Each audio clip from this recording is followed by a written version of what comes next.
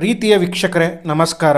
ಇವತ್ತಿನ ವಿಷಯ ಏನಪ್ಪ ಅಂದರೆ ಕನ್ನಡ ಚಿತ್ರ ಗ್ರಾಮಾಯಣಕ್ಕೆ ಕೋರ್ಟ್ನಿಂದ ತಡೆಯಾಜ್ಞೆ. ಎಸ್ ವೀಕ್ಷಕರೇ, ಕೋರ್ಟು ಕೇಸಿನ ಕಾರಣಕ್ಕೆ ಲಹರಿ ಸಂಸ್ಥೆ ಮತ್ತೊಮ್ಮೆ ಮುನ್ನೆಲೆಗೆ ಬಂದಿದೆ. ಕಾನೂನಿನ ಪರಿಧಿಯಲ್ಲಿ ಹೋರಾಟ ನಡೆಸುವುದರಲ್ಲಿ ಭಾರತೀಯ ಚಿತ್ರರಂಗದಲ್ಲೇ ದೊಡ್ಡ ಹೆಸರು ಲಹರಿ ಸಂಸ್ಥೆಯದು. ಒಂದೇ ಒಂದು ಬದಲಾವಣೆ ಅಂದರೆ ಈ ಸಲ ಲಹರಿ ಸಂಸ್ಥೆಯವರು ಯಾರ ಮೇಲೂ ಕಾನೂನು ಅಸ್ತ್ರವನ್ನು ಪ್ರಯೋಗ ಮಾಡಲಿಲ್ಲ. ಬದಲಿಗೆ ಅದೇ ಸಂಸ್ಥೆಯೇ ಈಗ ಕಾನೂನಿನ ಇಕ್ಕಟ್ಟಿಗೆ ಸಿಲುಕಿದೆ.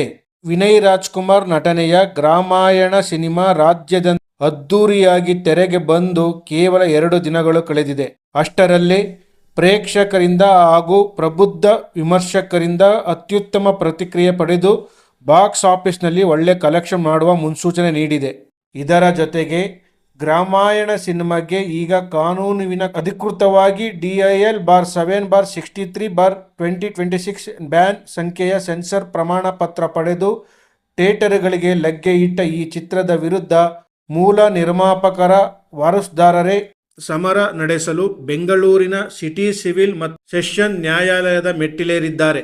ಚಿತ್ರದ ಮೂಲ ನಿರ್ಮಾಪಕ ದಿವಂಗತ ಎನ್ ಲಕ್ಷ್ಮೀ ನರಸಿಂಹಮೂರ್ತಿ ಅವರ ಮಕ್ಕಳಾದ 18 ವರ್ಷದ ಎಲ್ ಮನೋಹರ್ ಕೃಷ್ಣ ಹಾಗೂ 10 ವರ್ಷದ ಕುಮಾರಿ ಎಲ್ ಸಂಸ್ಕೃತಿ ತಮ್ಮ ಹಕ್ಕಿಗಾಗಿ OS ನಂಬರ್ 2026 ದಾವೆ ಹೂಡಿದ್ದಾರೆ.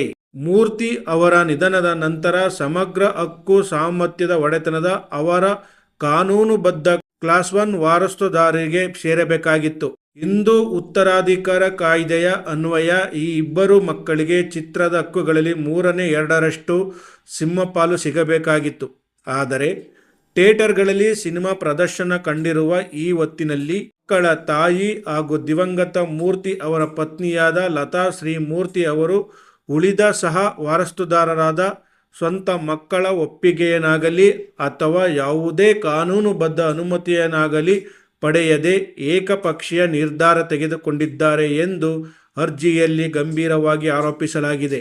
ಅವರು ದಿನಾಂಕ 29/11/22 ಇಡೀ ಚಿತ್ರದ ಸರ್ವ ಹಕ್ಕನ್ನು ಸಿನಿಮಾದ ನಿರ್ದೇಶಕ ಚಂದ್ರಪ್ಪ ಆಲಿಯಾಸ್ ದೇವನೂರು ಚಂದ್ರು ಅವರಿಗೆ ಅಗ್ರಿಮೆಂಟ್ ಮೂಲಕ ಗುಟ್ಟಾಗಿ ವರ್ಗಾವಣೆ ಮಾಡಿದ್ದಾರೆ ಎಂದು ಆರೋಪಿಸಲಾಗಿದೆ.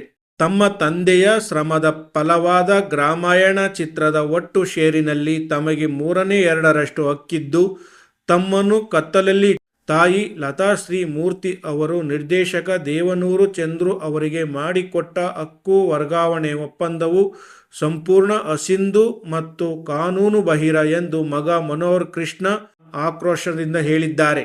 ಈ ರಹಸ್ಯ ಒಪ್ಪಂದದ ಬೆನ್ನಲ್ಲೇ ಚಿತ್ರರಂಗದ ದೈತ್ಯ ಸಂಸ್ಥೆಗಳು ರಂಗ ಪ್ರವೇಶ ಮಾಡಿ ವ್ಯಾಪಾರ ಕುದುರಿಸಿರುವುದು ವಿವಾದದ ಕಾವು ಹೆಚ್ಚಿಸಿದೆ. ನಿರ್ದೇಶಕ ದೇವನೂರು ಚಂದ್ರು ಅವರಿಂದ ಈ ಹಕ್ಕುಗಳನ್ನು ಪಡೆದ Lahari films MC Lahari recording company private limited ಹಾಗೂ ಅದರ ಪ್ರಭಾವಿ ಚುಕ್ಕಾಣಿ ಹಿಡಿದಿರುವ ಮನೋಹರ್ ನಾಯ್ಡು ಅವರು ಚಿತ್ರದ ವ್ಯವಹಾರವನ್ನು ವಿಸ್ತರಿಸದಲ್ಲದೆ ಮುಂಬೈನ ಪ್ರಖ್ಯಾತ ವಿನಾಸ್ ವೆಲೆಂಟ್ ಎಂಟರ್ಟೈನ್ಮೆಂಟ್ ಪ್ರೈವೇಟ್ ಲಿಮಿಟೆಡ್ ಸಂಸ್ಥೆಯು ಈ ಹಕ್ಕುಗಳ ಖರೀದಿಯ ವಿಚಾರದಲ್ಲಿ ಭಾಗಿಯಾಗಿದೆ. ಈ ಎಲ್ಲ ಪ್ರಭಾವಿ ಪ್ರತಿವಾದಿಗಳು ಸೇರಿ ದಿವಂಗತ ನಿರ್ಮಾಪಕರ ಮಕ್ಕಳ ಹಕ್ಕನ್ನು ಕಸಿದುಕೊಂಡು ಸಿನಿಮಾ ಪ್ರದರ್ಶನ ಹಾಗೂ OTT ವೇದಿಕೆಗಳ ಮೂಲಕ ಕೋಟ್ಯಾಂತರ ರೂಪಾಯಿ ನಗದೀಕರಣಕ್ಕೆ ಮುಂದಾಗಿದ್ದಾರೆ ಎನ್ನುವುದು ಅರ್ಜಿದಾರರ ಮುಖ್ಯ ದೂರು ಆಗಿದೆ. ತೆರೆ ಮೇಲೆ ಚಿತ್ರವು ಅದ್ಭುತ ವಿಮರ್ಶೆಗಳೊಂದಿಗೆ ಮುನ್ನುಗ್ಗುತ್ತಿದ್ದರೂ ಅಣ್ಣ ತಂಗಿ ಇಬ್ಬರೂ ಸೇರಿ ಚಿತ್ರರಂಗದ ಈ ದೊಡ್ಡ ಸಂಸ್ಥೆಗಳ ವಿರುದ್ಧ ಸಿಡಿದೆದ್ದಿದ್ದಾರೆ. ನ್ಯಾಯಾಲಯದಲ್ಲಿ ಸಲ್ಲಿಕೆಯಾಗಿರುವ ದಾವೆಯಲ್ಲಿ ಅವರು ಸೂಕ್ತ ಪರಿಹಾರಗಳನ್ನು ಕೋರಿದ್ದು, ಮೊದಲನೇದಾಗಿ ವಿವಾದಿತ ಚಿತ್ರದ ಒಟ್ಟು ಹಕ್ಕು ಸಾಮರ್ಥ್ಯದಲ್ಲಿ 2/3 ಅವಿಭಾಜಿತ ಒಡೆತನವಿದೆ ಎಂದು ಕೋರ್ಟ್ ಘೋಷಿಸಬೇಕು ಮತ್ತು ತಾಯಿ ಲತಾ ಶ್ರೀ ಮೂರ್ತಿ ಅವರು ನಿರ್ದೇಶಕ ಚಂದ್ರು ನಡುವೆ ನಡೆದ 2022 ಒಪ್ಪಂದವನ್ನು ಸಂಪೂರ್ಣ ರದ್ದುಗೊಳಿಸಬೇಕು ಎಂದು ಪಟ್ಟು ಹಿಡಿದಿದ್ದಾರೆ.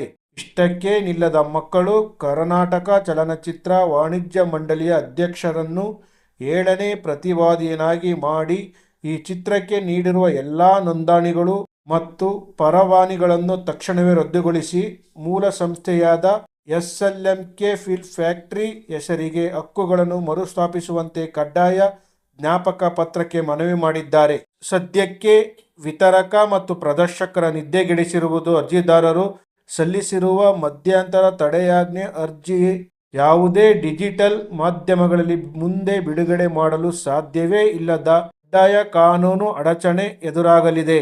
ಇದರೊಂದಿಗೆ 2022ರಿಂದ ಇದುವರೆಗೆ ಪ್ರತಿಯೊಂದು ಪೈಸಾ ಆದಾಯದ ಲೆಕ್ಕಪತ್ರವನ್ನು ನ್ಯಾಯಾಲಯಕ್ಕೆ ಒಪ್ಪಿಸಬೇಕಾದ ಭೀತಿ ಪ್ರತಿವಾದಿಗಳಿಗೆ ಎದುರಾಗಿದೆ.